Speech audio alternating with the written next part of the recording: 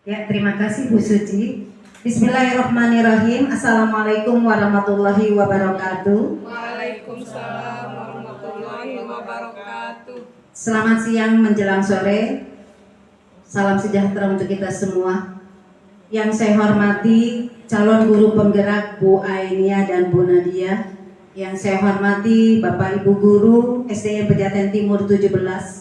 Puji syukur kehadirat Allah Subhanahu wa taala, pada sore hari ini kita bisa bersama-sama berkumpul di ruangan 1 dalam rangka diseminasi budaya positif. Salawat serta salam kita sampaikan kepada junjungan kita Nabi Muhammad SAW beserta keluarga dan para sahabatnya. Mudah-mudahan kita mendapat syafaat di yaumil qiyamah nanti. Amin amin ya rabbal alamin.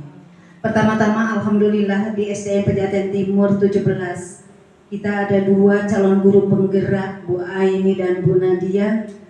Adapun calon guru penggerak ini tujuannya adalah 1, menggerakkan komunitas belajar di sekolah. Yang kedua, mewujudkan profil pelajar Pancasila bagi siswanya. Yang ketiga, menjadi inspirator perubahan. Yang keempat, pengembangan karakter siswa di sekolah.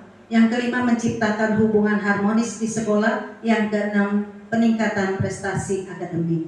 Saya berharap untuk guru-guru yang belum mendaftar bisa mendaftar ke CGP Angkatan 11. Karena dengan kita masuk atau mendaftar ke CGP nanti ada penilaian-penilaian tersendiri yang akhirnya nanti bisa lulus dan akan mengembangkan karirnya untuk selanjutnya. Mudah-mudahan yang 2 ini calon guru penggerak kita bisa berikan motivasi, kita bisa berikan doa semoga ini bisa berjalan dan lulus dengan hasil yang memuaskan.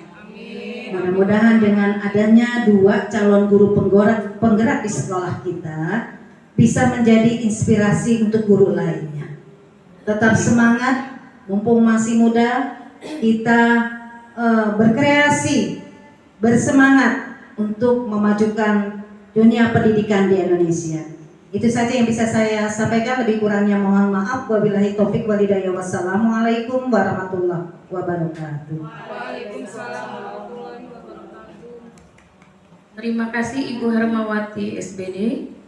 Acara yang selanjutnya adalah masuk acara inti, yaitu paparan diseminasi budaya positif oleh calon guru penggerak Angkatan 9 yang akan dipaparkan oleh Ibu Ainia. Waktu dan tempat saya persilahkan.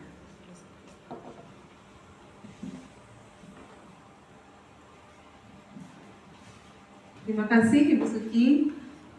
Yang saya hormati Ibu Kepala Sekolah SDN Pejaten Timur 17. Terima kasih atas dukungan Ibu sebagai Kepala Sekolah SDN Pejaten Timur 17. Terima kasih atas dukungan dari teman-teman semua untuk acara ini, terutama dukungan, moral, material, dan segalanya ya. Teman-teman sudah banyak membantu kami agar kami bisa mengikuti pendidikan guru penggerak Angkatan 9 secara lancar. Kesempatan kali ini saya sebagai yang berdiri di depan bukan berarti adalah orang yang paling pintar atau mengetahui materi yang akan saya diseminasikan, yaitu apa itu diseminasi? Diseminasi adalah penyebaran pemahaman dan penerapan, ya, pengalaman penerapan dalam kelas saya sendiri.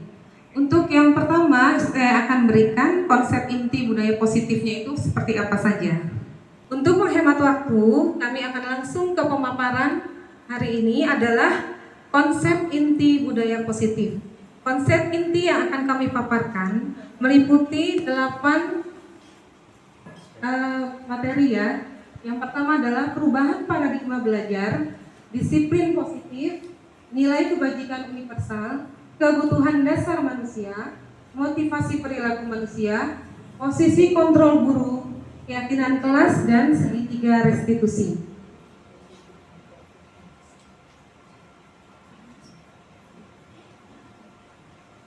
Yang pertama, saya akan berikan sedikit gambaran mengenai pembelajaran dengan paradigma baru. Jadi kami berdua dalam pendidikan guru penggerak ini sudah melampaui satu modul ya, sudah selesai 1.1, 1.2 sampai 1.4. Nah, kewajiban kami adalah menyampaikan budaya positif yang kami dapatkan dari intisari pelajaran modul 1. Nah, kami berdua di sini bukan yang paling pandai atau yang paling mengerti, tapi di sini diseminasi adalah berupa penyebaran pemahaman dan membagikan penerapan ya, pengalaman penerapan kami di kelas masing-masing. Pembelajaran dengan paradigma baru adalah pembelajaran yang dirancang berdasarkan prinsip pembelajaran berdiferensiasi sehingga para peserta didik belajar sesuai kebutuhannya berdasarkan tahap perkembangan sesuai teori psikologi modern. Jadi kita mengamati memberikan pembelajaran berdiferensiasi. Kita harus melakukan dulu asesmen non diagnostik ya. Jadi kita mengetahui gaya belajar anak-anak kita, apakah mereka termasuk audio, visual, atau kinestetik. Nah, seperti petani yang menanam, anak-anak didik kita ibaratkan sebagai tanaman yang berbeda-beda. Jadi dalam satu kelas kita tidak membayangkan anak didik kita itu adalah tanaman padi semua, ya. Dan perlakuan kepada setiap tanaman itu berbeda. Jadi untuk tanaman padi apa yang kita berikan berbeda dengan tanaman jagung. Itu mungkin permisalan dari modul 1.1 yang saya dapatkan dari filosofi Ki Hajar Dewantara. Selanjutnya adalah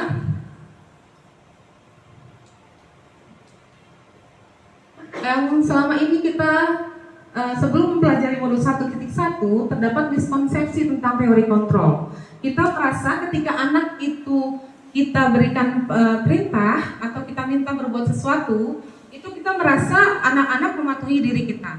Padahal sebenarnya mereka itu mempunyai tujuan tersendiri ya. Apakah karena takut dihukum atau karena takut atau ingin mendapatkan reward atau penghargaan. Jadi ada ilusi guru mengontrol murid. Ketika kita menyuruh mereka anak-anak melakukan sesuatu, kita merasa anak itu patuh gitu. Ternyata itu karena kita memberikan reward atau hukuman. Yang kedua adalah ilusi bahwa semua penguatan positif efektif dan bermanfaat. Kita memberikan penguatan positif, kita memberikan nasihat, kita pikir mereka akan melakukan pembelajaran ya, melakukan tugas yang kita minta, padahal itu hanya ilusi. Nah, kami belajar di modul 1.1 ini mengetahui bahwa ada beberapa macam ilusi, bahwa kita sebagai guru berpikir bahwa kita bisa mengontrol anak. Ternyata tidak ya. Anak itu melakukan sesuatu karena punya tujuan lain. Ada beberapa motivasi selain motivasi intrinsik ya. Kita akan melihat bahwa kita sebagai pendidik berhasil ketika anak itu melakukan segala sesuatunya karena motivasi intrinsik dia, bukan karena hukuman dan penghargaan. Yang keempat adalah ilusi bahwa kritik dan membuat rasa bersalah mampu menguatkan karakter ya. Jadi kadang-kadang kita membuat anak itu merasa bersalah dan mereka menuruti kita akhirnya itu sebenarnya bukan motivasi kita sebagai pendidik yang benar ya. Tapi karena mereka hanya takut kita membuat mengecewakan kita saja. Bukan karena dia akan berbuat begitu seterusnya. Nah, yang akan kita kejar dengan paradigma baru pembelajaran adalah anak itu melakukan segala sesuatunya dengan motivasi intrinsik. Nah, apa yang kita ingin ubah yaitu paradigma stimulus respon menjadi teori kontrol. Stimulus respon yang pertama, semua orang berpikiran bahwa kebutuhan kita sama. Itu akan kita rubah ya menjadi realitas bahwa kebutuhan kita tuh berbeda ya. Ada orang kita sebagai pekerja, sebagai PNS atau P3K atau KKI itu punya kebutuhan yang berbeda ya. Ada yang ingin datang tepat waktu karena memang dia punya motivasi diri sendiri, menghargai dirinya, menghargai waktu. Ada yang karena tidak atau takut dipotong gajinya. Nah, itu bahwa kebutuhan dia melakukan sesuatu berbeda-beda. Kemudian semua orang melihat hal yang sama. Kita harus punya pemikiran bahwa anak-anak didik kita tidak sama ternyata yang mereka lihat tentang diri kita menurut kita ya. Kemudian kita mencoba mengubah orang agar berpandangan sama dengan kita. Kita berusaha memahami pandangan orang lain tentang dunia. Kita mau rubah seperti itu ya. Stimulus respon yang keempat adalah perilaku buruk dilihat sebagai suatu kesalahan. Nah, selama ini kita melihat anak-anak berperilaku tidak sesuai dengan tata tertib, itu kita lihat suatu kesalahan. Padahal anak itu melakukan perilaku karena memiliki tujuan yang lain. Kemudian orang lain kita berpikir orang lain bisa mengontrol saya, ya. Padahal sebenarnya kita mau rubah nih, hanya kita yang dapat mengontrol diri kita sendiri. Oke teman-teman, untuk mencairkan suasana, coba kalian berhadap-hadapan. Oke. Ibaratkan Bu Happy menggenggam sebuah berlian, Bu Vivi menggenggam berlian, kemudian Bu Ida berhadapan sama ibu, sama Bu Sri boleh. Nah, sedang menggenggam berlian, yang satu lagi ingin mengontrol, ingin membuka yang berharga di tangan Ibu Asma. Bu Ida ingin membuka, coba. Yang lain berfungsi sebagai pengontrol yang memegang berlian. Coba Bu Suci berusaha membuka dan Bu Happy semakin keras menggenggam. Bu Iis semakin keras membuka. Bu Happy mempertahankan terus. Ya seperti itu. Ya, gimana bisa dibuka Bu Ida? Nah ya itu yang coba Bu Sri bisa dibuka yang semakin keras Bu Her. Iya. Bisa nggak dibuka? Oh bisa, Masya Allah. Nah inilah yang kita pikir bahwa anak didik kita bisa kita kontrol. Nah, ternyata anak didik itu melakukan sesuatunya punya motivasi ya. Tidak hanya kita yang mengontrolnya. Itu contohnya. Kita mempertahankan sesuatu. Saya mau datang pas 6:30 nih misalnya ASN-nya. Nah Ibu kepala sekolah memberikan Bapak atau Ibu lebih baik ASN itu datangnya jam 6.15 sebelum anak-anak datang, karena bisa bersiap-siap menyambut anak di depan. Nah itu seperti itu ya, kita menganggap waktu kita 15 menit itu berharga sekali. Nah seperti itu. Jadi Ibu kepala sekolah pun tidak bisa mengontrol kita. Nah yang mau dipelajari di pembelajaran paradigma baru, contohnya seperti itu. Disiplin positif berbeda dengan disiplin negatif. Yang disebut disiplin positif, ya saya lanjut ke materi selanjutnya. Ini asal katanya adalah disiplina, artinya belajar. Yaitu disiplin artinya mengacu tanggung jawab diri terhadap apa yang dilakukannya. Ya berdasarkan nilainya yang diyakini. Dia bertanggung jawab seperti tadi, menjaga berliannya tetap utuh, tetap dipegang. Ya, tidak akan melepaskan oleh orang yang dianggap tidak berhak untuk memegangnya. Nah, kemudian sebagai pendidik, tujuan kita adalah menciptakan peserta didik yang memiliki disiplin diri sehingga berperilaku mengacu pada nilai-nilai kebajikan universal dan memiliki motivasi intrinsik, bukan motivasi ekstrinsik. Boleh juga, tadi kan dipaksa ya. Coba sekarang misalnya Bu Suci merayu Bu Happy agar membuka jarinya. Pakai rayuan. Kayak misalnya nanti tolong dong dibuka. Mau lihat isinya. Dalamnya apa sih ini? Nanti saya bayar deh. Pakai saya. Enak aja loh. Bu Ida mau coba? Dan seperti itu ya Bu. Bu Murni memegang berlian, dipertahankan Bu. Tadi kan pakai pasar nggak berhasil. Sekarang Bu Ida meraih Bu Murni. Mungkin mau dikasih reward rekeningnya. Lihat dong kayak apa sih bentuknya. Lihat dong. Lihat aja. Gak ada yang nggak boleh. Boleh dong. Nggak boleh. Pakai rayuan coba. Ya, dimotivasi eksternal masih Bapak Ibu ya. Ini masih eksternal. Di es krim jalan-jalannya. Nanti kita coba. Yang itu dan aku coba. Apa coba lihat. Udah enggak. Nggak boleh. Ya, seperti itu. Terima kasih Bu Murni, Bu Ida ya. Ini contohnya dalam kehidupan sehari-hari banyak ya. Itu mungkin simulasi sedikit. Lanjut. Nah, nilai-nilai kebajikan apa sih yang dipertahankan? Seperti tadi ya, nilai kebajikan disiplin, bisa integritas, mandiri. Ini menurut IBO Primary Years Program atau PYP. Menghargai, antusias, empati, keinginan tahuan, kreativitas, kerjasama, percaya diri, dan komitmen. Kalau menurut profil pelajar Pancasila yang disebut nilai-nilai kebajikan, masih ingat ibu-ibu? Boleh kita berdiri semua menyanyikan lagunya? Masih ingat. Semangat. Semangat, semangat. 1, 2, 3. Pelajar Pancasila beriman dan bertakwa pada Tuhan yang Esa dan berakhlak mulia, berkebinekaan global, gotong royong mandiri, kreatif dan bernalar kritis. Terima kasih Bapak Ibu. Nah, itulah yang saya maksud dengan nilai-nilai kebajikan. Semua orang di seluruh dunia pasti sadar bahwa mandiri, gotong royong, kreatif, nalar kritis, dan beriman itu adalah kebajikan yang sifatnya universal. Kemudian keterampilan hidup ya, yang kita sadari sebagai nilai kebajikan adalah tidak merendahkan orang lain, memberikan yang terbaik dari diri, dapat dipercaya, lurus hati, dan pendengar yang aktif.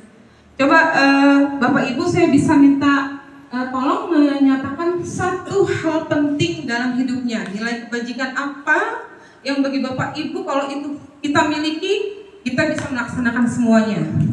Satu kata aja. Boleh dari sini juga. Kita misalnya boleh macam-macam ya. Misalnya bagi saya jujur itu nomor 1 sebelum semuanya. Jadi saya pilih pasangan hidup, calon suami, orang yang jujur. Sekali dia pacaran sama saya, sekali dia selingkuh, tidak akan saya percaya seumur hidup. Misalnya, itu nilai kebajikannya apa? Kejujuran. Boleh yang lain? Apa misalnya? Bu Haji Vivi? Bertanggung jawab. Kenapa harus tanggung jawab yang pertama? Karena orang kalau dia sudah bertanggung jawab dengan Tuhannya, dengan agamanya, otomatis dia bertanggung jawab dengan semuanya. Baik, terima kasih Bu Ida. Kita harus saling percaya. Percaya berarti saling menghargai. Saling percaya, komitmen. Oh iya, baik. Bu Ir?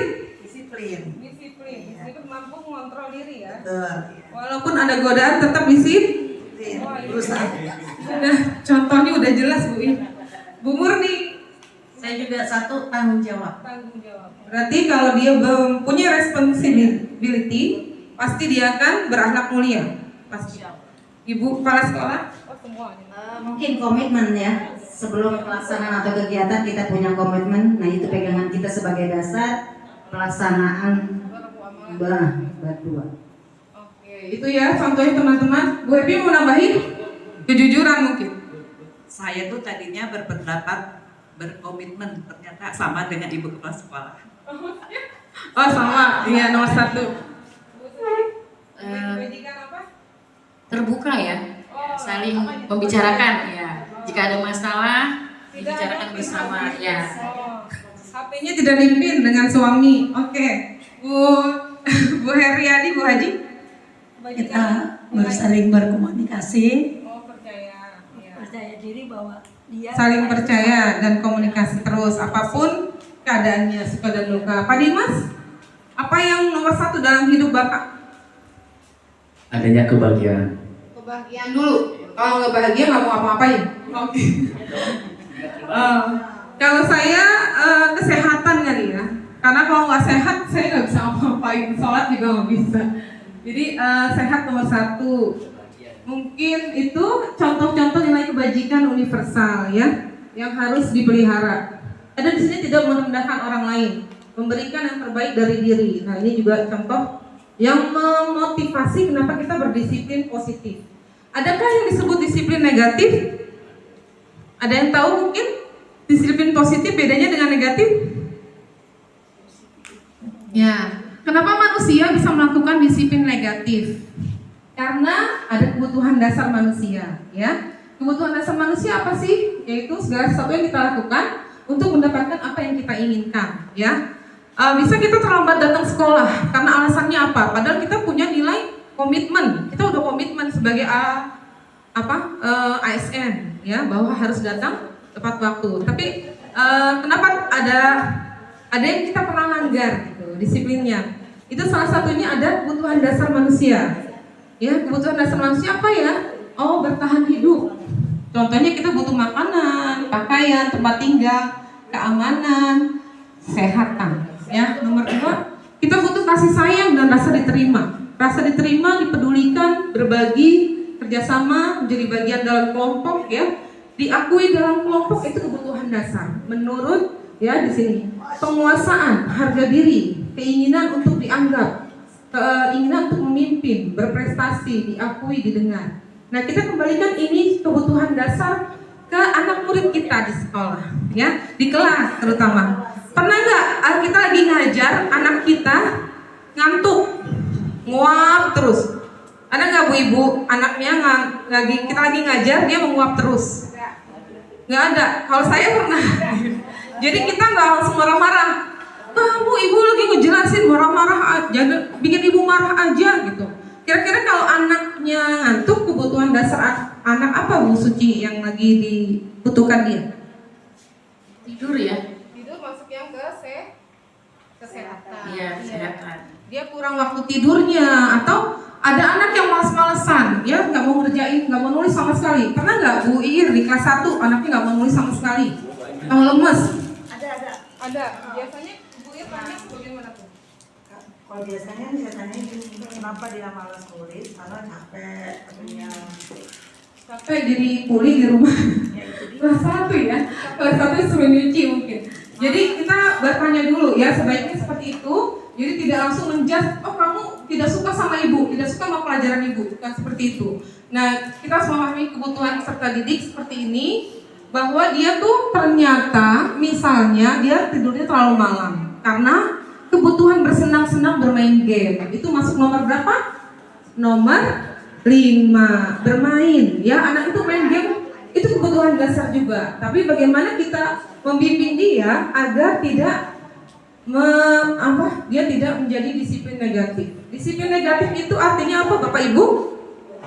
Disiplin negatif adalah disiplin yang dilakukan, dia mengontrol dirinya untuk tetap patuh pada tata tertib, tapi karena ada reward, ada penghargaan dari guru dan ada hukuman kalau tidak melakukannya, ya.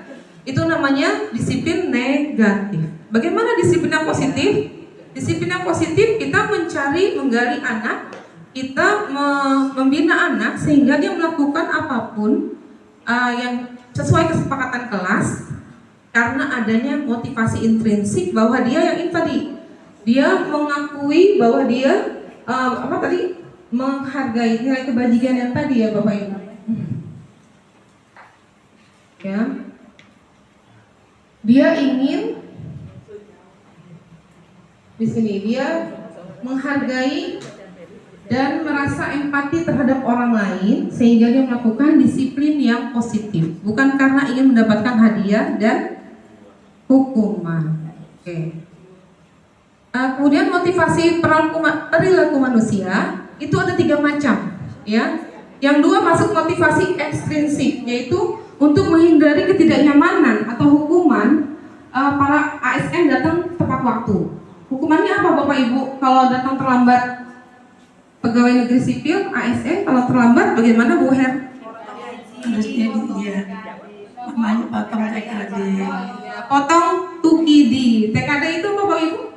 Tunjangan kinerja daerah, ya. Kemudian untuk mendapatkan imbalan. Nah, kalau di swasta ada ya, rembes bonus, apalagi Bu? Lembur ya, itu penghargaan. Dia mau datang di kantor sampai jam 9 malam. Karena apa? Karena ada uang lembur. Itu masuk motivasi ekstrinsik. Nah, untuk menjadi orang yang mereka inginkan dan menghargai diri sendiri dengan nilai-nilai yang mereka percaya, itu ada loh motivasi intrinsik. Misalnya nih, Bu Ir bisa datang jam 6.15 ke sekolah tiap pagi, tapi harus modal bensin misalnya, nggak bisa naik kereta. Atau Bu Vivi dari rumah ke sekolahan bisa berapa menit kalau naik mobil? Kalau naik mobil 1 jam. 1 jam. Berarti kalau mau sampai sini jam 5.59 dari rumah jam Iya. 4.59. Tapi sekarang sudah subuh sih Bu ya. Nah seperti itu kira-kira modalnya saya nih pribadi ya, kalau dari rumah cuma modal Rp3.000 di kereta, terus ongkos grabnya cuma 25.000 pulang balik ya, cuma 28.000. Dengan modal Bu Vivi kira-kira bensin berapa liter? Kalau dari rumah ke sini nggak mungkin 25.000 kan? Lebih, bisa lebih ya Bu ya. Nah seperti itu Bu Murni misalnya, kira-kira kalau ongkos saya 28.000 sama Bu Murni bawa mobil lebih mahal mana? Jelas mobil. Gas mobil. Berapa liter kira-kira habis? Saya sehari PP itu 100.000. 100.000, berarti 50 pergi, 50 pulang ya. Seperti itu Bapak Ibu. Bu, bisa saja Bu Murni melakukan motivasi ekstrinsik. Karena TKD-nya nggak dipotong gitu ya. Atau takut dipotong, Bu Murni nggak apa-apa deh. Sama aja kok, ntar dipotong. Saya mending yang murah aja naik Grab gitu ya. Tapi karena ingin apa? Ingin datang tepat waktu, cepat gitu ya, mengorbankan uang ongkos yang lebih banyak. Nah ini berarti motivasi intrinsik. Jadi itu tidak menghitung-hitung lagi nilai materinya berugi, tapi mau dinilai adalah apa namanya, kondite. Kondite ya maksudnya ingin selalu ini ya menjadi orang yang mereka inginkan, menghargai diri sendiri dengan nilai yang mereka percaya bahwa ketika mereka berdiri gitu ya di depan menyambut anak lebih datangnya, itu nilainya lebih besar daripada mengeluarkan bensin untuk ongkos transport. Contohnya seperti itu. Kemudian di sini ada 3 macam perbedaan antara hukuman, konsekuensi, dan restitusi. Kalau hukuman, kita menghukum anak itu tidak ada kesepakatan dengan anaknya. Misalnya, ketika anak tidak memakai topi dan dasi ketika upacara, kita hukum apa misalnya? Hormat bendera atau lari di lapangan. Nah itu contoh hukuman tidak 2 arah tapi 1 arah dari guru yang menghukum saja. Anaknya tidak tahu akan dihukum apa. Sedangkan kalau konsekuensi seperti kesepakatan kelas, anak dan guru sudah punya komitmen di awal. Misalnya kalau terlalu tidak membawa buku pelajaran, kita buat keyakinan kelas yang tidak membawa buku pelajaran akan diminta untuk mencatat pelajaran hari itu, menulis dengan tangannya. Nah itu bukan hukuman karena kesepakatan kelas. Jadi itu konsekuensi. Yang ketiga adalah lebih dari hukuman dan konsekuensi, nilainya lebih tinggi. Jadi seperti bimbingan dan konseling. Ketika anak itu memiliki kesalahan, dia akan kita minta, kita tanya dulu bahwa semua orang pernah melakukan salah. Yang kedua adalah kita akan berusaha memvalidasi kesalahannya, ya tadi ya, menstabilkan dulu identitasnya. Tadi semua orang pernah salah, kamu sama posisinya dengan ibu. Kedua akan menstabilkan validasi kesalahannya. Ketiga akan kita bina, ya. Itu bedanya dengan hukuman. Kalau hukuman bersifat 1 arah. Saya coba akan menampilkan videonya Bapak Ibu.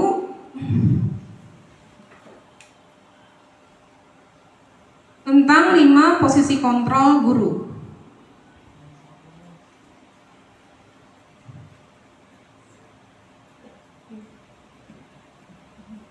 Habis ini Bu, anaknya. Berikut ini adalah 5 posisi kontrol yang akan kami contohkan fragmennya. Ya. 5 posisi manajer.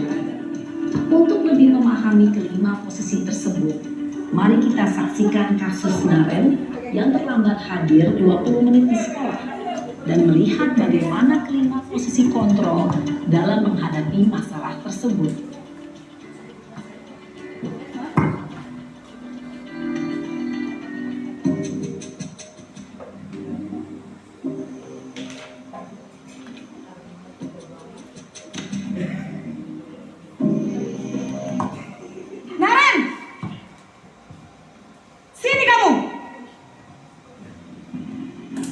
Selamat pagi, Bu.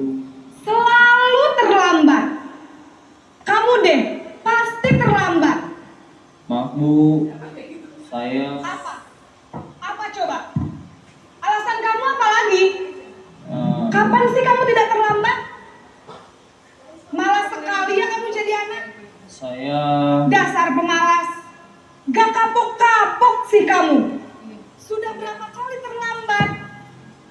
Sana, kamu keliling lapangan basket 2 kali.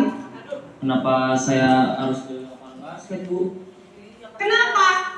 Kamu melawan ibu? Berani-beraninya jawab. Sudah terlambat, masih berani jawab pula. Sekarang, keliling lapangan basket 5 kali sekalian. Biar kapok. Cepat. Pergi sana ke lapangan basket. Posisi penghukum biasanya berbicara dengan nada. Posisi penghukum tadi gimana, Bu? Gaya bicaranya? Kasar, menghardik, kasar, menghardik dengan penempatan kata-kata yang tidak baik. Oke. Apa tadi Kak? Selanjutnya Bapak Ibu itu posisi pembuat merasa bersalah.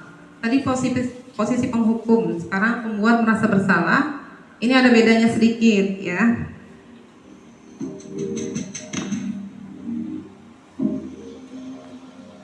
Naren,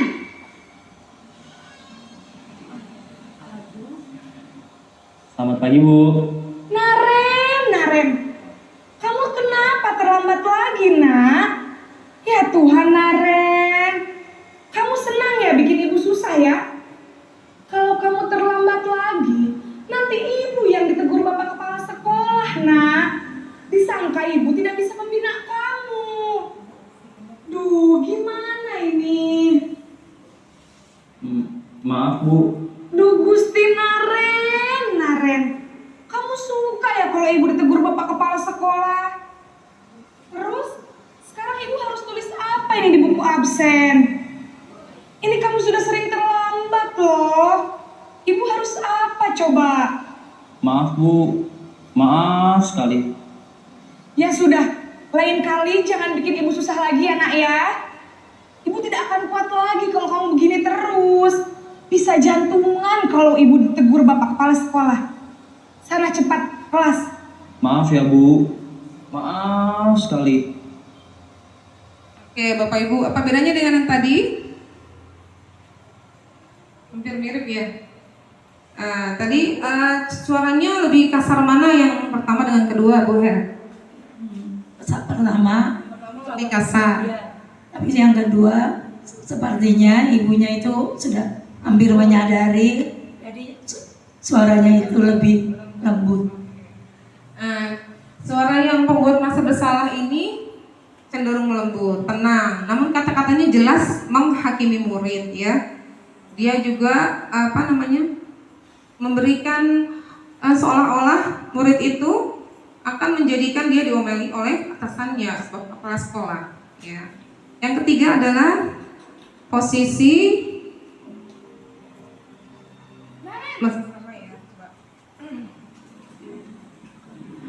Berapa ini nak? Terlambat lagi ya sayang. Iya, Bu. Habis ibu saya lupa bangunkan saya, Bu. Kamu malah menyalahkan ibu kamu. Kamu bukannya anak yang larinya paling kencang. Kok terlambat sih? Iya, Bu. Saya memang terlambat bangun tadi. Jadi, biarpun saya lari kencang, tetap gak kekejar, Bu. Ya sudah sana. Nanti lain kali larinya lebih kenceng lagi ya. Biar gak terlambat lagi. Bikin seneng ibu. Demi ibu. Bisa kan? Bisa lah, Bu. Ya sudah sana masuk kelas. Ibu beresin urusan absen kamu. Kamu ini ada-ada saja. Nah, ini lebih melembut lagi dari yang kedua ya. Ini namanya posisi teman. Jadi anak itu dianggap seperti teman, diajak agak bercanda ya Bapak Ibu. Nah, kemudian yang keempat adalah posisi memantau atau monitor. Naren,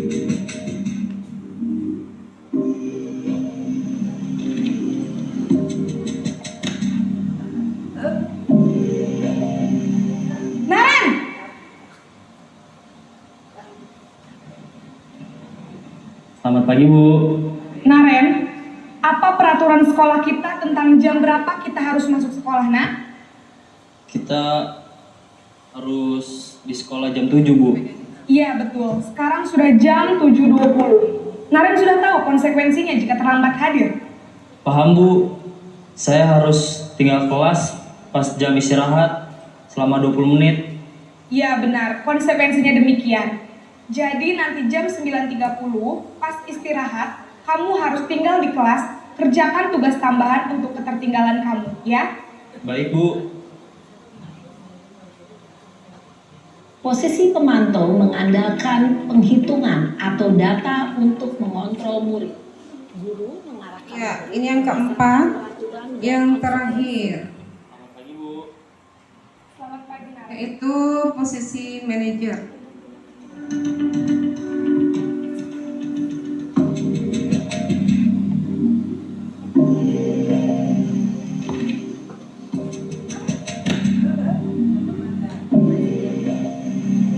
Naren!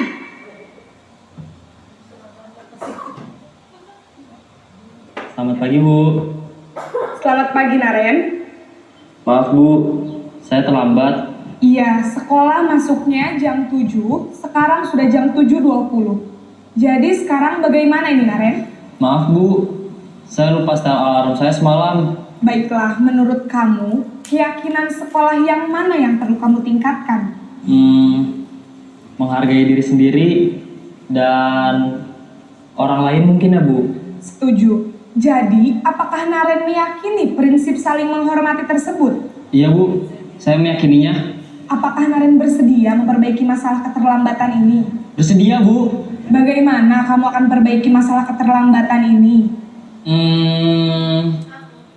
Saya akan coba untuk tidak lupa menyetel alarm saya, Bu. Baik, kalau Naren lupa menyetel alarm di rumah, ada orang yang kira-kira bisa bantu mengingatkan tidak? Ada, Bu. Kakak saya, Kak Emma. Ada lagi selain Kak Emma? Selain Kak Emma, ada ibu saya. Baik, jadi yang mengingatkan Naren adalah Kak Emma dan ibu kamu ya? Kira-kira akan mulai setel alarm kapan nih, Naren? Setelah pulang sekolah, akan segera saya lakukan. Baik, jadi Naren akan setel alarm untuk bangun besok pagi dan akan diingatkan oleh kakak dan ibunda Naren ya. Ada lagi yang mungkin perlu dilakukan, Naren, agar tidak terlambat bangun lagi. Tidak ada, Bu. Baik, Naren, terima kasih untuk kerjasama kamu. Sekarang kamu perlu kembali ke kelas untuk belajar. Baik, Bu. Terima kasih. Bapak Ibu, terima kasih masih bertahan ya Bapak Ibu. Masih ingat nggak lagu 1 ditambah 1? Biar nggak ini ngantuk nih. Iya, ya, berdiri. Lagu 1 ditambah 1. Kalau 1 tangannya seperti apa? Ya, 1. Kalau tambah? Tambah, ya pintar, Wir. 1 lagi gini. Kemudian kalau 1 tambah 1 hasilnya? 2. Nya gini. Oh ya, sama dengan 2. Kalau 2 ditambah 2 sama dengan 4. 4-nya gimana, Bu Ir? 4-nya gini. Iya. 4 gini. Gini kan dia 4 gini kan? Iya, kakinya 1 di atas. 4 gini ya. 4 ya. Terus 4 ditambah 4 sama dengan 8. Kalau 8 goyangnya 2 kali. Ingat ya Bapak Ibu, 2 kali aja. Kalau 6 goyangnya 1 kali. Siap kita nyanyikan lagunya? Ya, 1, 2, 3. 1 ditambah 1 sama dengan 2. 2 ditambah 2 sama dengan 4. 4 ditambah 4 sama dengan 8. 2 kali goyang. 8 ditambah 8 sama dengan 16. 1 kali aja. Oke. Terima kasih teman-teman yang keren. Oke, saya cuma ingin bertanya, posisinya tadi ada 5. Yang terbaik posisi apa kira-kira teman-teman? Masih ingat ya? Posisi 1 sebagai penghukum. Posisi 2 sebagai pembuat merasa bersalah. Posisi 3 sebagai teman. Posisi 4 sebagai pemantau. Posisi kelima sebagai manajer.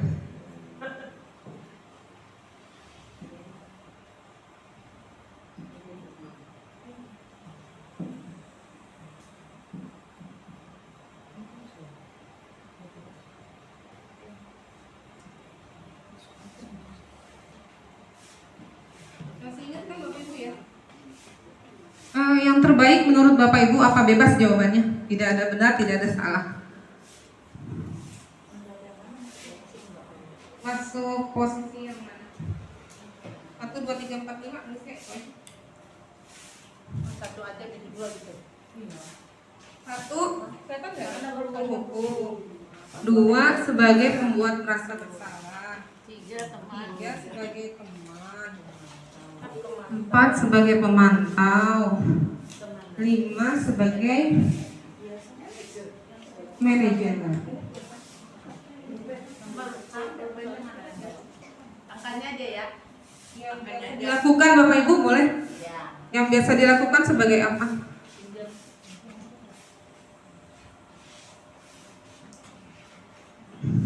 Angkanya aja Pak. Angkanya aja. Yang mau nulis angka boleh.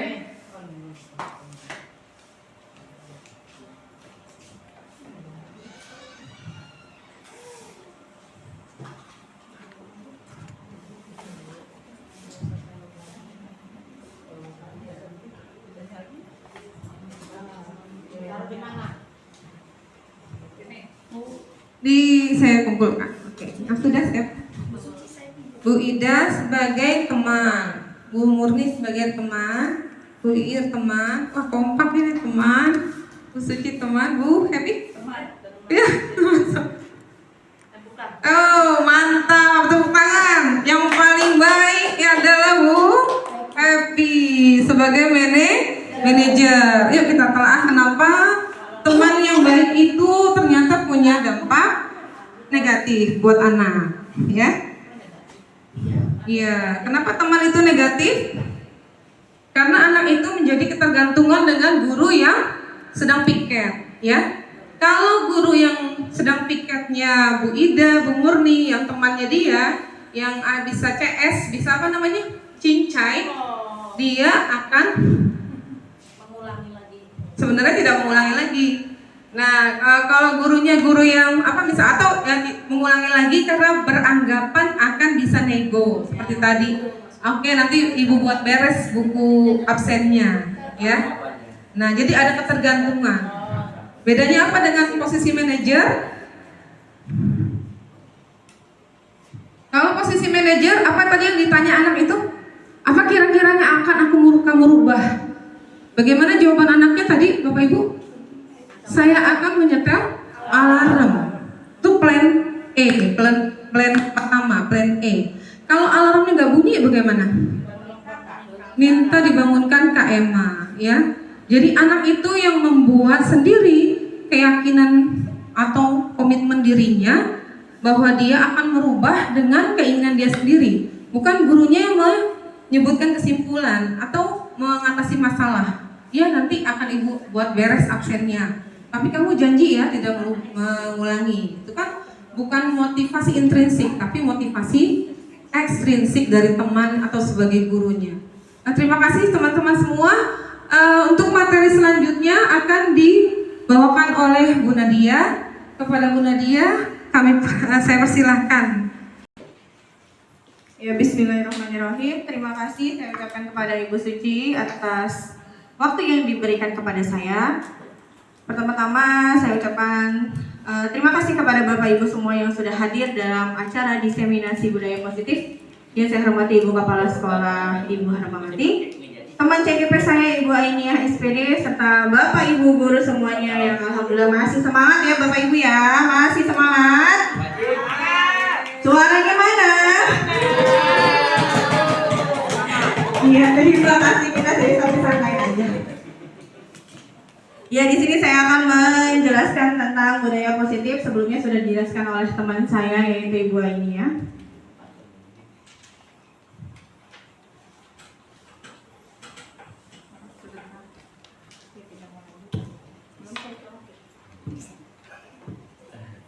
Dari diskusi kita kali ini, yang pertama itu diseminasi pengembangan budaya positif di sekolah. Yang kedua, menentukan strategi penerapan budaya positif di sekolah.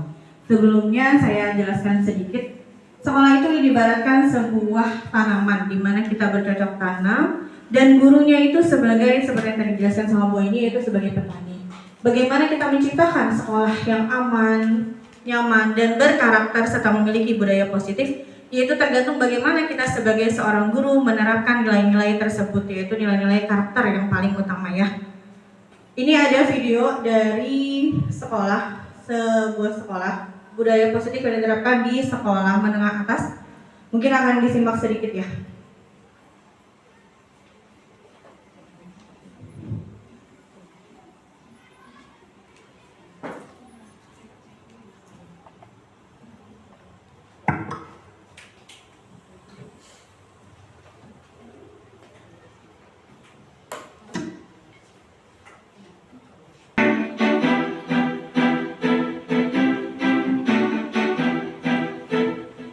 Sejak manusia dilahirkan, mereka mempunyai sifat, karakter, bakat, kemauan, dan kepentingan yang berbeda satu sama lain. Sebagai makhluk sosial, manusia saling membutuhkan satu sama lain dalam kehidupan bermasyarakat. Lingkungan masyarakat merupakan tempat untuk mengembangkan manusia itu sendiri dalam bekerja sama dan bergaul, guna memenuhi kebutuhannya. Untuk mencegah terjadinya hal-hal negatif, diperlukan suatu hukum yang mengatur pergaulan dan mengembangkan sikap kesadaran hukum untuk menjalani kehidupan antar masyarakat. Kesadaran hukum dapat diartikan sebagai kesadaran seseorang atau suatu kelompok masyarakat kepada aturan-aturan atau hukum yang berlaku. Kesadaran hukum sangat diperlukan oleh suatu masyarakat dengan tujuan agar ketertiban, kedamaian, ketentraman, dan keadilan dapat diwujudkan dalam pergaulan antar sesama. Tanpa memiliki kesadaran hukum yang tinggi, tujuan tersebut akan sangat sulit dicapai. Kesadaran hukum perlu ditanamkan sejak dini yang berawal dari lingkungan sekolah, yaitu setiap warga sekolah dapat melatih dirinya memahami hak-hak dan tanggung jawabnya, menghormati hak-hak warga sekolah yang lain, dan menjalankan kewajibannya sebelum menuntut haknya. Apabila hal ini dapat dilakukan, maka ia pun akan terbiasa menerapkan kesadaran yang telah dimilikinya dalam lingkungan yang lebih luas, yaitu lingkungan bermasyarakat dan bahkan bernegara. Faktor yang mempengaruhi kesadaran hukum yang pertama adalah pengetahuan tentang kesadaran hukum. Peraturan dalam hukum harus disebarkan secara luas dan telah sah. Maka, dengan sendirinya, peraturan itu akan tersebar dan cepat diketahui oleh masyarakat. Masyarakat yang melanggar belum tentu mereka yang melanggar hukum.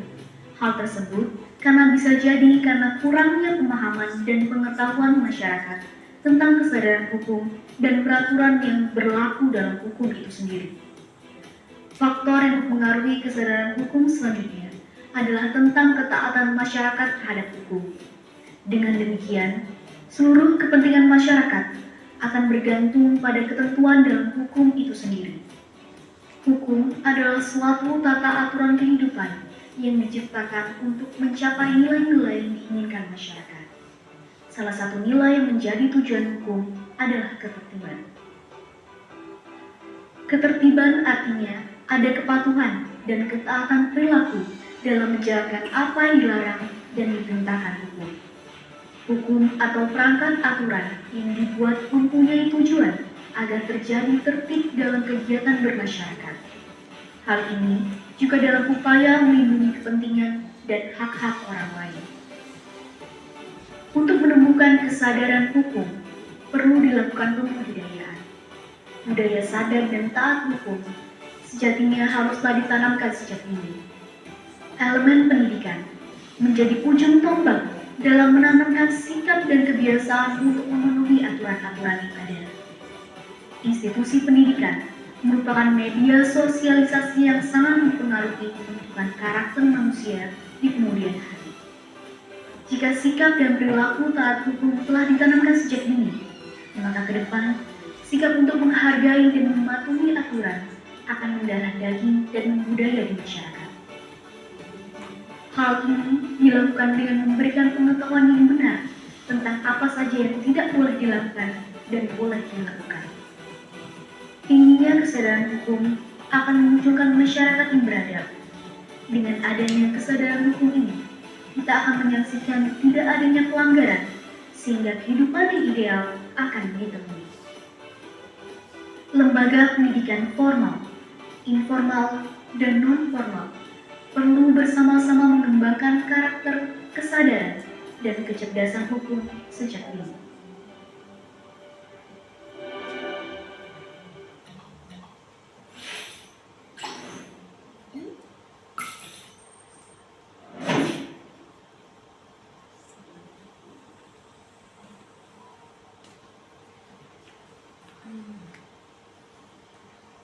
Kita sudah melihat budaya positif yang diterapkan oleh sebuah sekolah menengah atas, di mana dalam video tersebut yaitu semua berkolaborasi. Jadi siswa-siswanya itu sudah bisa menerapkan budaya positif tanpa adanya paksaan, tanpa adanya hukuman yang diberikan oleh seorang guru apabila anak tersebut melanggar budaya atau peraturan yang sudah diterapkan di sekolah.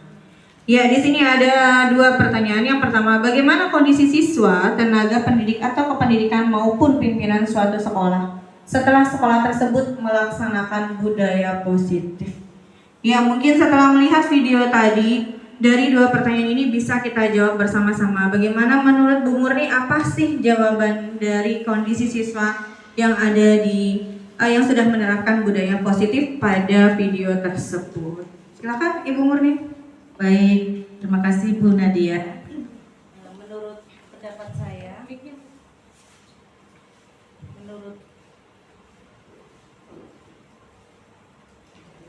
menurut pendapat saya dalam video yang terlihat tadi, ya, suasana sekolah tersebut sangat kondusif, disiplin, dan warga sekolah melakukan berbagai praktik pembiasaan baik dengan penuh tanggung jawab. Budaya positif yang telah dijalankan oleh sekolah tersebut dapat terjadi karena adanya kekuatan kolaborasi antar warga sekolah dan upaya sadar akan satu visi yang sama, sehingga pembiasaan-pembiasaan yang terprogram tadi dapat berjalan dengan baik. Ya, terima kasih Bu Murni atas jawabannya. Iya, betul sekali. Budaya positif yang diterapkan di sekolah itu semua bisa terwujud apabila ada kolaborasi antara semua pihak, tidak hanya gurunya, tetapi terutama yang pertama adalah bagaimana kepala sekolahnya kemudian menurunkan kepada guru dan Bapak Ibu gurunya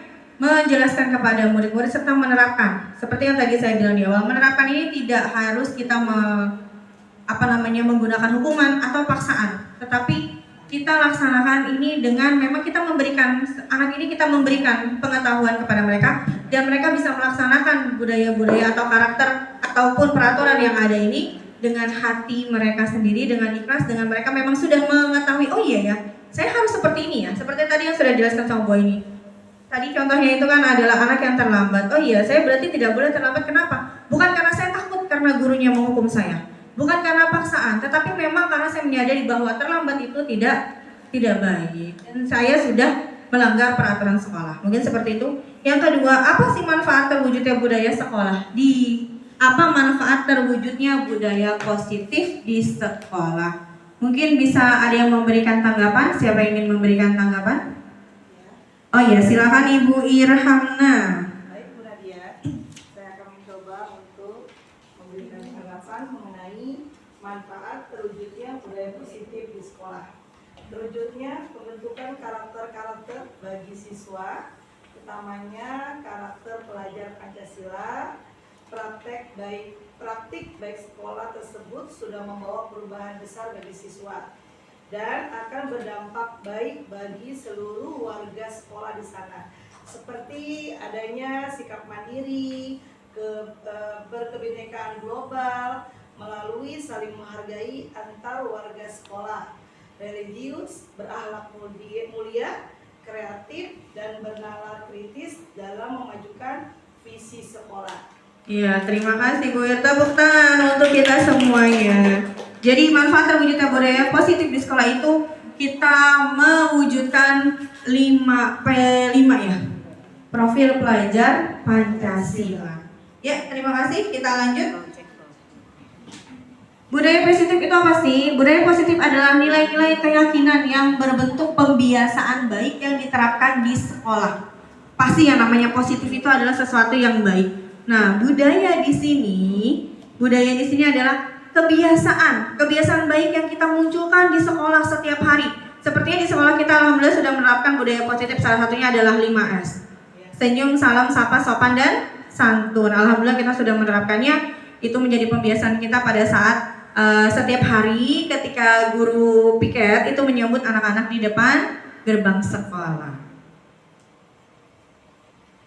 Selanjutnya, budaya positif bertujuan menciptakan sekolah yang aman, nyaman, dan menyenangkan dan menumbuh kembangkan karakter baik bagi siswa. Seperti yang di awal tadi saya jelaskan bahwa sekolah ini diibaratkan sebuah ladang. Sebuah ladang, kita yang bercocok tanam, kita yang memberikan pupuknya. Kalau pupuknya, airnya, semuanya baik, maka akan menghasilkan padi yang berkualitas. Begitu juga dengan sekolah. Ketika kita menerapkan karakter-karakter yang baik kepada para siswa, maka siswa pun akan menjadi lulusan yang berkarakter. Berakhlak mulia sudah pasti. Yang namanya karakter itu sudah pasti ada berakhlak mulia, mandiri, gotong royong, dan karakter yang lainnya.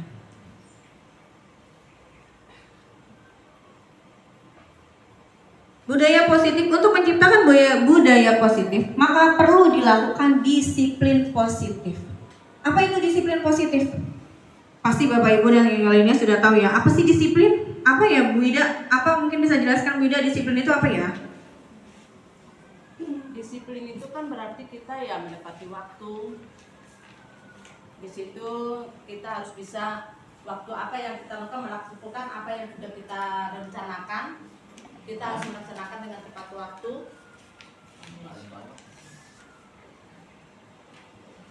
Ya betul, disiplin itu kita melaksanakan semua peraturan dengan penuh tanggung jawab dan sesuai dengan tempatnya, itu disiplin. Nah sekarang disiplin positif. Apalagi untuk menciptakan budaya positif, kebutuhan dasar manusia dan keyakinan kelas. Kemudian teori kontrol dan teori motivasi, hukuman dan penghargaan, serta restitusi. Kebutuhan dasar manusia seperti yang tadi sudah dijelaskan oleh teman saya itu Bu ini, ada 5 kebutuhan dasar manusia. Yang pertama, manusia itu butuh bertahan hidup, yaitu butuh makanan, butuh minuman, butuh kesehatan. Yang kedua, kebutuhan cinta, kasih sayang, kebutuhan untuk diterima. Terutama kita sebagai guru itu kebutuhan diterima di lingkungan. Tidak hanya kebutuhan diterima oleh murid-murid kita, tetapi kebutuhan untuk diterima oleh para bapak dan ibu guru. Karena penting sekali kita menciptakan suasana yang kondusif di sekolah.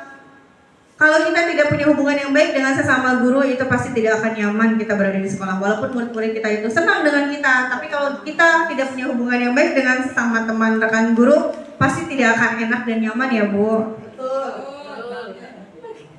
Yang ketiga, kebutuhan penguasaan, yaitu pengakuan atas kemampuan. Ya pastilah semua orang butuh diakui. Betul tidak? Betul. Bukan merasa diri lebih pintar dan lebih hebat, tetapi kadang-kadang pujian itu bisa membuat kita lebih semangat. Walaupun terkadang pujian juga bisa membuat kita menjadi Ya, terlena. Hati-hati dengan pujian ya. Hati-hati dengan pujian. Tapi sesekali bolehlah kita dipuji karena kita butuh pengakuan. Yang keempat, kebutuhan kebebasan. Artinya bebas memilih. Kita berhak untuk memilih hidup kita bahagia atau tidak. Yang kelima, kebutuhan kesenangan. Betul yang tadi Pak Dimas bilang, apa komitmen dia butuh apa sih? Kebahagiaan. Iya, hidup itu harus bahagia. Karena bahagia itu kita yang menciptakan.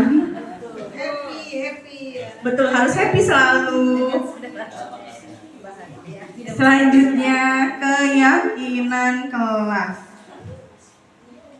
Keyakinan kelas, siswa akan lebih tergerak dan bersemangat untuk menjalankan keyakinannya daripada hanya sekedar mengikuti serangkaian peraturan melalui nilai-nilai kebajikan yang mereka yakini. Sebelum kita membuat keyakinan kelas, maka kita membuat kesepakatan kelas terlebih dahulu. Yang saya sudah lihat di kelas-kelas ibu dan bapak guru itu sudah membuat kesepakatan. Contoh, saya ambil satu contoh. Buanglah sampah pada tempatnya. Itu namanya kesepakatan. Nah, keyakinan di sini itu adalah nilai-nilai yang terkandung dalam kesepakatan yang sudah kita buat. Contoh yang tadi, buanglah sampah pada tempatnya. Ada nilai keyakinan apa di situ?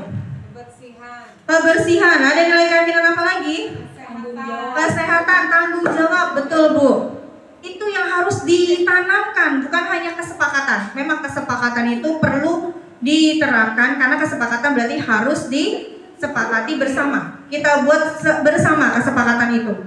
Nah, tetapi dalam setiap kesepakatan kelas yang kita buat itu ada nilai keyakinan. Keyakinan kelas bersifat lebih abstrak dan mudah diingat.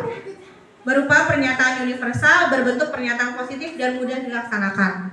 Seperti tadi, ketika buang sampah pada tempatnya. Anak-anak itu sudah menyadari, oh iya, di situ ada keyakinannya bahwa kalau saya buang sampah pada tempatnya, itu saya akan sehat, ya kan? Karena buangnya di tempat sampah yang benar, bukan di sembarangan tempat.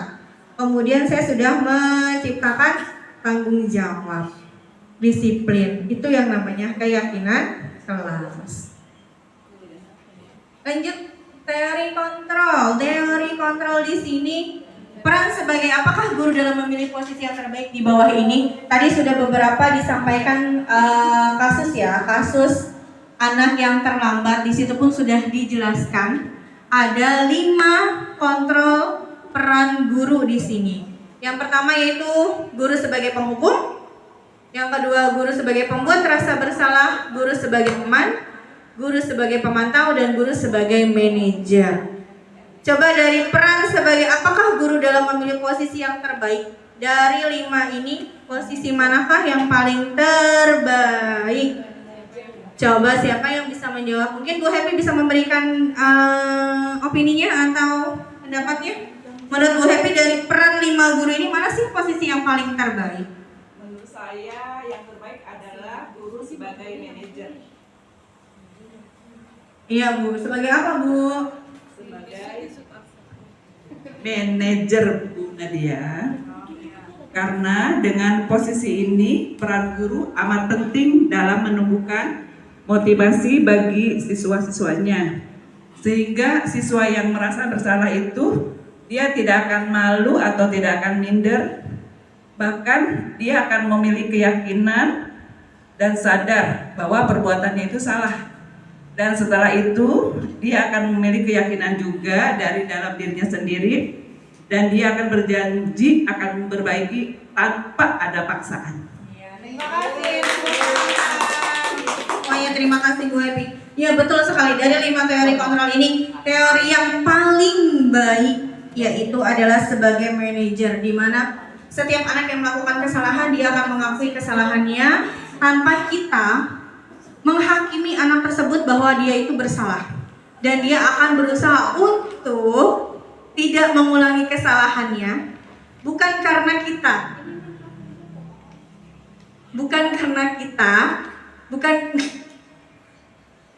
bukan karena paksaan dilakukan itu adalah sebuah kesalahan, dan dia akan mencari solusi dari kesalahan yang dia lakukan tersebut. Lanjut. Teori motivasi. Di sini ada 3 teori motivasi. Yang pertama, untuk menghindari ketidaknyamanan atau hukuman, untuk mendapatkan imbalan atau penghargaan, untuk menjadi orang yang mereka inginkan dan menghargai diri sendiri dengan nilai-nilai luhur yang kita percaya. Manakah teori motivasi dari ketiga ini yang terbaik? Mungkin Bu Sri bisa memberikan pendapatnya, Bu. Ibu Sri, silakan. Yakni untuk menjadi orang yang mereka inginkan dan menghargai diri sendiri dengan nilai-nilai luhur yang kita percaya. Motivasi muncul atas kesadaran diri akan sangat berbeda dengan motivasi yang lahir dari faktor inherent. Seperti contoh yang mengakui kesalahan diri sendiri dapat dimaknai orang jujur. Tetapi orang yang mengakui kesalahan karena dipaksa dahulu oleh orang lain itu belum dapat dikatakan jujur karena tidak searah antara pikiran, hati, dan ucapannya. Terima kasih, beri aplaus. Iya, tadi teori motivasi yang terbaik itu adalah pasti urutan yang ketiga, di mana untuk menjadi orang yang mereka inginkan dan menghargai diri sendiri dengan nilai luhur yang kita percaya. Jadi itu semua keluar dari dirinya sendiri. Lanjut. Hukuman dan penghargaan. Apa sih hukuman itu? Termotivasi untuk menghindari hukuman, bersifat sementara, dan faktor eksternal. Betul, kalau kita memberikan hukuman kepada anak, itu pasti hanya bersifat sementara. Tanpa memberikan, anak itu hanya jera sesaat. Pada saat kita memberikan hukuman saja, setelah itu ya udah, mereka lupa.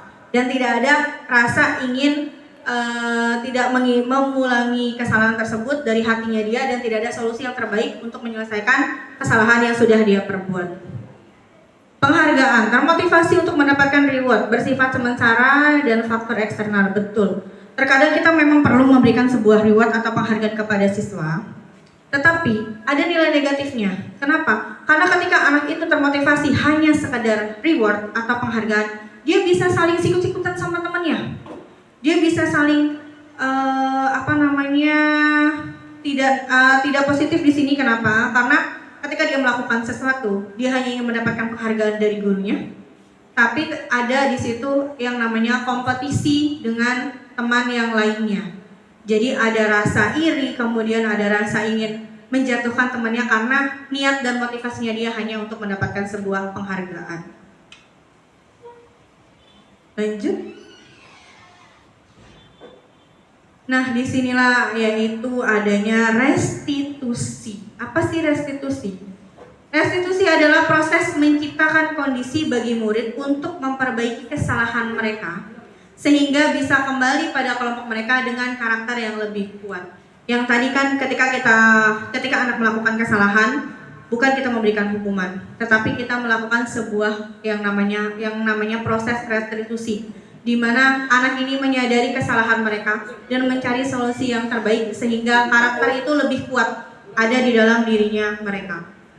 Yang kita sebut dengan segitiga restitusi. Ketika ada setiap anak melakukan sebuah kesalahan, kita melakukan penerapannya dengan segitiga restitusi. Yang pertama yaitu menstabilkan identitas. Kita cari dulu kesalahannya dia. Kita menstabilkan identitas artinya kita menguatkan apa sih yang kamu lakukan. Kesalahan seperti apa yang kamu lakukan. Yang kedua, validasi tindakan yang salah. Ketiga yaitu menanyakan keyakinan. Setelah kamu melakukan kesalahan, apa yang akan kamu lakukan? Ini ada penerapan restitusi yang sudah saya lakukan. Tapi ini masih kurang dari, belum sempurna ya kalau menurut saya, karena saya juga di sini masih banyak belajar, tapi sedikit bisa memberikan penjelasan kepada Bapak Ibu. Saya jelaskan dulu kasusnya. Jadi pada saat saya menerangkan pelajaran di kelas, itu anak tersebut yang bernama Sanum, dia makan di kelas. Ketika saya sedang menjelaskan pelajaran atau saya sedang ada di kelas tersebut untuk memberikan pelajaran pendidikan agama Islam. Anak ini makan di kelas. Apa yang harus saya lakukan? Kenapa Sanum makan di kelas pas Bunda Dia lagi menjelaskan pelajaran?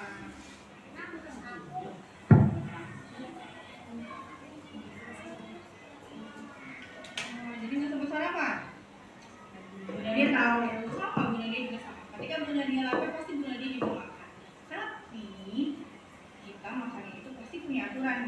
kan? Aturannya lihat di kelas? Ayo, apa saja aturannya? Terus? Nah, iya. Tadi apa yang kamu lakukan? Makan pada saat jam pelajaran. Itu benar nggak ya? Boleh nggak dilakukan sama-sama? Berarti apa yang harus dilakukan?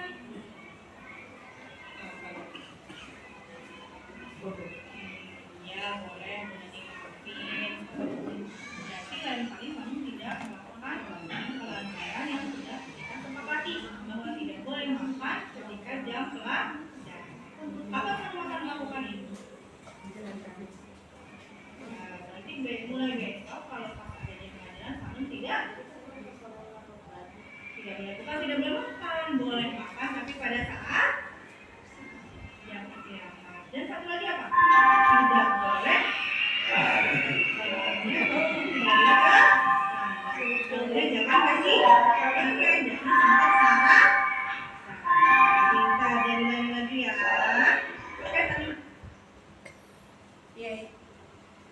Ya, itu segitiga restitusi penerapan yang sudah saya lakukan pada anak kelas 1 yang dia melakukan dia sudah melanggar keyakinan kelasnya, yaitu dia makan pada saat jam pelajaran. Lanjut, ya, tanya pada hati kita masing-masing. Mana yang terbaik dalam membangun motivasi siswa antara memberikan penghargaan, hukuman, atau restitusi? Tadi sudah sedikit saya jelaskan. Ketika kita memberikan sebuah motivasi dengan memberikan penghargaan, itu hanya bersifat sementara. Kemudian hukuman juga seperti itu, hanya bersifat sementara. Dan tadi sudah saya jelaskan tentang penerapan restitusi. Coba mungkin bisa diberikan opininya Ibu Vivi dari 3 motivasi siswa ini, mana yang menurut Ibu itu paling baik? Menurut saya paling baik itu restitusi, karena restitusi itu lahir dari dalam diri kita sendiri. Menurut saya yang terbaik itu restitusi, karena restitusi itu kesadaran yang keluar dari diri kita sendiri. Kesadaran yang ada di hati kita sendiri, bukan berdasarkan oh nanti saya dapat hadiah atau oh besok saya dihukum nih gitu. Jadi tapi kesadaran dari kita sendiri untuk memperbaiki kita sendiri. Terima kasih. Terima kasih Ibu. Ya betul, motivasi yang paling baik yang kita bisa lakukan kepada anak adalah restitusi. Mungkin sebelum saya mengikuti calon guru penggerak ini, saya menerapkan 2 hal tersebut, penghargaan dan hukuman. Kita selalu memberikan penghargaan kepada anak yang bisa termotivasi belajar dengan baik. Kemudian kita memberikan hukuman ketika anak itu tidak melakukan keinginan kita. Contoh, dia tidak mengerjakan PR, pasti kita hukum. Nah, sekarang setelah saya mengikuti ini, alhamdulillah sudah sedikit ada perubahan, yaitu saya melaksanakan restitusi dalam memberikan motivasi siswa, di mana siswa itu menyadari bahwa kesalahan dia tidak akan mengulangi, tetapi itu ada dalam hatinya dia, dan dia mencari solusi gimana ya cara solusi saya untuk saya tidak makan di kelas, yaitu tadi yang seperti yang Sanum jelaskan, dia akan bangun tidak telat dan sarapan terlebih dahulu di rumah. Nah, kesimpulannya, budaya positif ini untuk menciptakan budaya positif maka perlu dilakukan disiplin positif, kebutuhan dasar manusia dari keyakinan kelas, teori kontrol dan teori motivasi, hukuman dan penghargaan, restitusi, dan goalnya di sini adalah terciptanya disiplin positif. Ya, satu lagi, menurut Bapak Ibu apa yang akan kita lakukan dalam menciptakan budaya positif di sekolah? Ini pertanyaan terakhir sebelum saya tutup. Kesimpulan dari semua rangkaian yang sudah saya jabarkan, yaitu mengenai budaya positif. Yang tujuan kita adalah menerapkan disiplin positif di sekolah, yang saya harapkan kita semua bisa menerapkan disiplin positif di sekolah dengan saling berkolaborasi. Tidak hanya kepala sekolah yang meminta guru untuk ayo disiplin terapkan kepada anak murid, tetapi kita juga menanamkan kepada para murid-murid kita dengan tanpa paksaan dan hukuman. Ya, mungkin Pak Dimas bisa memberikan opininya menurut Bapak apa yang akan kita lakukan dalam menciptakan budaya positif di sekolah. Baik, terima kasih Bu Nat atas kepercayaannya. Menurut pendapat saya, ketika menciptakan budaya positif di sekolah, yang pertama adalah esensinya terlebih dahulu, yaitu adanya pembiasaan literasi di sekolah, adanya budaya dari negatif ke positif. Kemudian harus ada stakeholdernya yaitu ada keyakinan yang positif di dalam kelas. Tidak hanya gurunya saja, tapi semua elemen dan juga termasuk juga komite pun juga punya stakeholder. Supaya sekolah punya kemajuan dan modern, harus ada perubahan dan perbaikan. Antara lain, membuat keyakinan kelas dengan memperhatikan kebutuhan dasar siswa yang tidak boleh berwenang. Yang kedua, selanjutnya melaksanakan pembiasaan praktik baik di sekolah sesuai dengan visi sekolah yang telah disepakati. Selanjutnya, memberikan motivasi kepada siswa bukan dengan cara penghargaan ataupun hukuman, melainkan memberikan motivasi yang bersifat intrinsik dengan tindakan restitusi dan memposisikan guru sebagai manajer agar kesadaran siswa tumbuh kembang dan meyakini nilai positif yang terkandung dalam program sekolah melalui pembiasaan praktik tersebut. Dengan demikian, budaya positif dapat kita raih mencapai visi dan misi sekolah itu yang diharapkan dan dapat terwujud. Demikian opini saya. Terima kasih. Terima kasih Pak Dimas atas opininya bagaimana cara kita menciptakan budaya positif di sekolah. Insya Allah mudah-mudahan sekolah kita bisa menerapkan budaya positif, menjadi disiplin positif dan dapat melaksanakan visi sekolah SDN Pejaten Timur 17 dengan sebaik-baiknya. Tepuk tangan untuk kita semuanya. Ya, akhirul kalam saya ucapkan terima kasih banyak atas kesempatannya, atas kehadiran Bapak Ibu dalam acara diseminasi budaya positif yang saya dan rekan saya lakukan, yaitu Bu Ainia. Kami berdua mohon maaf apabila dalam penyampaian kami di awal dan di akhir, di tengah-tengah pula ada salah-salah kata dan salah tindakan. Saya mohon maaf yang sebesar-besarnya dan saya akhiri. Wassalamualaikum warahmatullahi wabarakatuh. Waalaikumsalam warahmatullahi wabarakatuh. Ya baik, alhamdulillah rangkaian acara demi acara telah terselesaikan dengan baik. Akhirnya kita tiba di penghujung acara. Marilah kita tutup acara hari ini dengan membaca dan mengucapkan hamdalah bersama-sama. Alhamdulillahirabbil alamin. Terima kasih Ibu Kepala Sekolah, Ibu Harmawati SPD dan Bapak dan Ibu Guru. Assalamualaikum warahmatullahi wabarakatuh. Waalaikumsalam warahmatullahi wabarakatuh.